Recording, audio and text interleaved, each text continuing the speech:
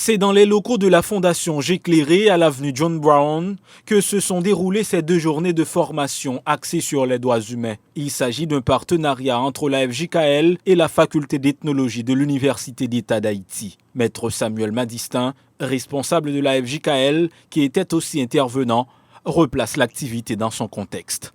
Étudiants finissant la faculté d'ethnologie, le partenariat ça permet que gagner là-dedans, qui est capable de venir mettre en pratique théorie qu'il apprend dans la faculté, dans FJKL comme stagiaire pendant 3 mois dans la Fondation J'éclairé.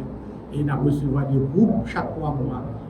Donc, pour être capable immédiatement opérationnel, les recommencer stagiaires, nous avons pensé que c'est important que une formation initiale à la promotion, la protection et la défense des droits humains.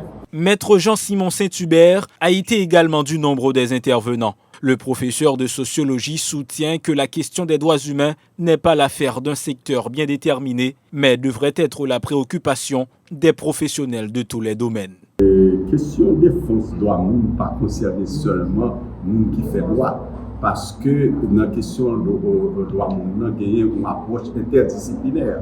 Il y a une approche anthropologique sur la question de droit, il y a une approche sociologique.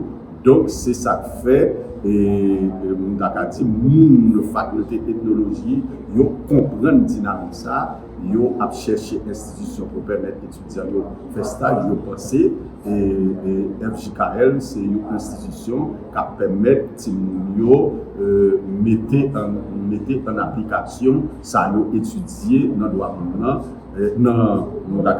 l'université par rapport à l'approche anthropologique qui a fait sur question. Les étudiants bénéficiaires n'ont pas caché leur joie. Ils se disent satisfaits du déroulement de cette activité. Cette étudiante applaudit des 2 mains l'initiative. Elle dit avoir maintenant une autre approche sur la question des droits de l'homme. Merci avec FJKL et moi, étudiants en Haïti ont beaucoup d'importance parce que pas trop d'institutions qui font ça.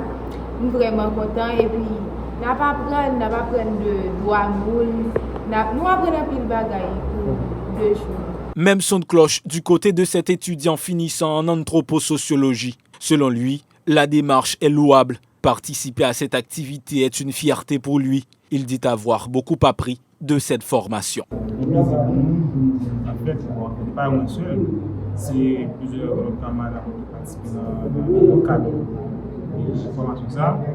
Et je me dis pour moi-même, personnellement, c'est trop bon de participer avec cette fondation dans le cadre de la propre travail par exemple, qui sont volontés pour vulgariser et pour faire promotion de droits en Haïti. Voir on est tout, la prévenir de la mesure où, que je me dis par rapport avec une faiblesse littéraire, le fait que le droit à l'éducation, le droit à la santé, le droit à un ensemble de bagages qui n'est rien à voir avec nous, qui capte tous les 2 jours en jour, que c'est tout son systématique qu'il a fait, que c'est tout, la l'université à que ce soit pas seulement la technologie, mais d'autres entités qui participent dans le cadre de la formation.